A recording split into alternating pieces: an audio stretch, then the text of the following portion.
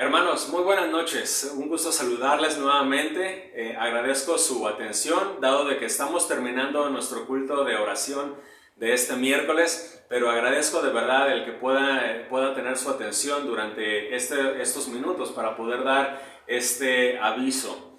Como ustedes saben, el domingo 22 de marzo de este presente año fue el último domingo que celebramos un culto aquí en las instalaciones del templo de la iglesia, ¿verdad? Y a partir de ese siguiente domingo, es decir, a partir del 29 de marzo, domingo 29 de marzo, ¿verdad? En adelante, ¿verdad? Todos los demás domingos, ¿verdad? Así como también los días miércoles, hemos estado celebrando los cultos de manera virtual. Es decir, han pasado prácticamente 5 meses, ¿verdad? Desde que comenzamos, ¿verdad? Nuestros cultos de manera virtual debido a la situación de salud que impera no solamente en la ciudad, en el estado, en el país y en todavía muchas partes del mundo.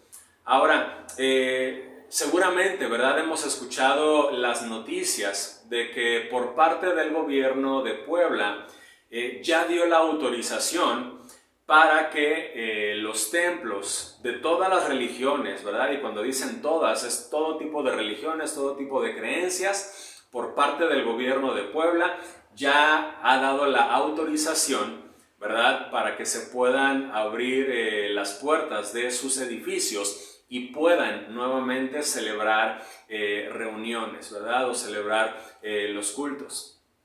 Ahora, seguramente hemos conocido esta noticia, ¿verdad? Ahora, en estos 2 semanas anteriores, me he reunido con el grupo de liderazgo de la iglesia y cuando digo reunido, ¿verdad? Ha sido de manera virtual, es decir, de igual manera vía internet, ¿verdad? Porque pues no fue una reunión, no han sido reuniones presenciales, ¿verdad? Pero fue a través de estos medios de comunicación, ¿verdad? Para poder plantearnos este asunto, ¿verdad? Y acerca, ¿verdad?, de cuál es la forma más correcta o prudente en la que como iglesia pudiéramos proceder ante esta situación. Ahora, una parte muy importante que hay que tomar en cuenta, ¿verdad?, para saber, ¿verdad?, es el entender cuál fue la razón, cuál fue el motivo por el cual se suspendieron, ¿verdad?, los cultos presenciales, ¿verdad? Y la razón, ¿verdad?, es solamente una: la situación de salud que impera, ¿verdad?, en estos momentos. Es decir, en aquel 22 de marzo, que fue nuestro último culto, se dio el aviso, ¿verdad?, de que se iban a cerrar las puertas del templo, ¿verdad? E íbamos a empezar a tener nuestros cultos virtuales debido a que la situación de salud lo pedía de esa manera, ¿verdad? Entonces, debido a esa situación, ¿verdad?, que estrictamente, ¿verdad?, buscando salvaguardar la integridad física y de salud de cada persona, ¿verdad?, fue que se cerraron las puertas del templo.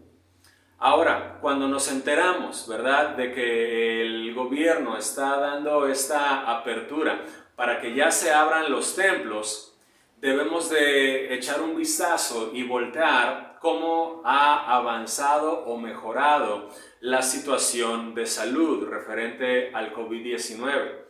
Y cuando nosotros observamos, ¿verdad?, la situación en la que nos encontramos, es de que realmente estamos en una situación mucho más grave y mucho más peligrosa de la que nos encontrábamos en aquel tiempo, en marzo, cuando cerramos las puertas del templo. Es decir, de que realmente debemos de tener muy en claro de que el gobierno del estado está dando la apertura de negocios, de establecimientos, etcétera, etcétera, ¿verdad? Incluidos también los templos. La razón por la que está ocurriendo esto no es porque las cosas hayan mejorado a nivel de salud y a nivel de contagios, sino debemos de entender, ¿verdad?, de que ciertamente pues ha habido presión a través de diferentes bandos, ¿verdad? Por supuesto que el sector empresarial, diferentes sectores, ¿verdad?, han estado buscando, ¿verdad?, y presionando pues al gobierno para que ya finalmente, ¿verdad?, se reactiven sus negocios, sus establecimientos, etcétera, etcétera, ¿verdad? Entonces, así debemos de entender esto, hermanos, de que básicamente ha sido, ¿verdad?, por esta, llamémosle así, esta presión que estos sectores han hecho al gobierno. Pero nuevamente, entendiendo la razón por la cual se cerraron las puertas del templo para celebrar los cultos en casa, fue precisamente eso, por la situación de salud. Al compararla con marzo, estamos ahorita en una situación mucho más riesgosa de la que nos encontrábamos en ese entonces. Por lo tanto, ¿verdad?, como liderazgo de la iglesia, queremos comunicarles que lo que hemos determinado, ¿verdad?, entendiendo nuestra responsabilidad por el bien de la iglesia, es que hemos tomado la decisión como liderazgo de no reabrir el templo, ¿verdad?, en estas fechas. Hemos tomado la decisión, ¿verdad?, de que no se abra el templo todavía, repito, debido a que la situación de salud no ha mejorado.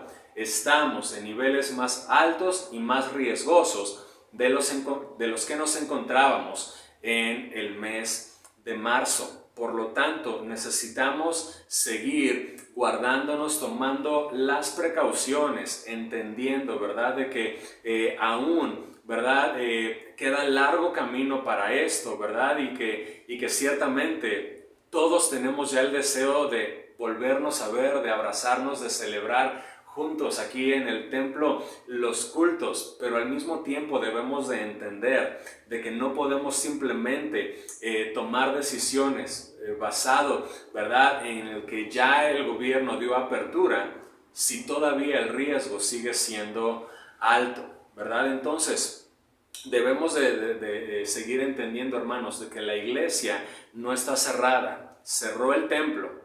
La iglesia continúa adelante, como iglesia seguimos predicando la palabra, seguimos enseñando la palabra, seguimos en oración, seguimos en compañerismo, seguimos en comunicación, ¿verdad? Todos como iglesia, ¿verdad? Y debemos de entender de que este tiempo, ¿verdad?, debemos de saber de que Dios va a seguir obrando y trayendo bendición a nuestras vidas, ¿verdad? Así que al saber que los índices están tan altos de contagio en este tiempo, estamos casi dando por descontado este año 2020.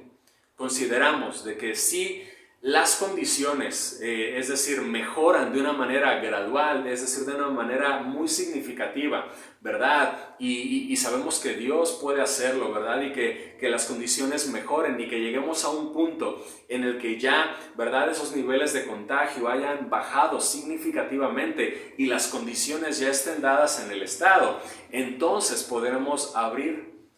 Pero al darnos cuenta, ¿verdad?, de que aún siguen tan altos los índices de contagio, por lo tanto, estamos viendo muy difícil de que este año 2020 podamos reabrir el templo. Repito, si Dios obra, ¿verdad?, y las cosas mejoran, ¿verdad?, antes, abriremos antes.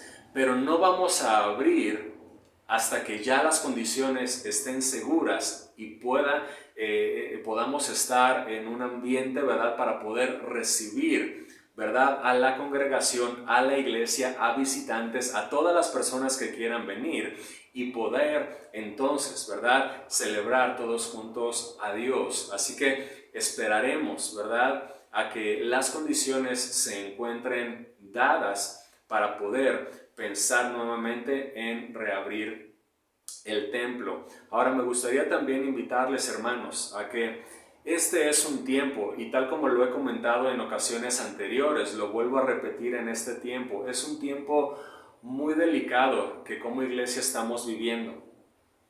El enemigo no pierde ocasión para traer divisiones, pleitos, ¿verdad?, entre hermanos.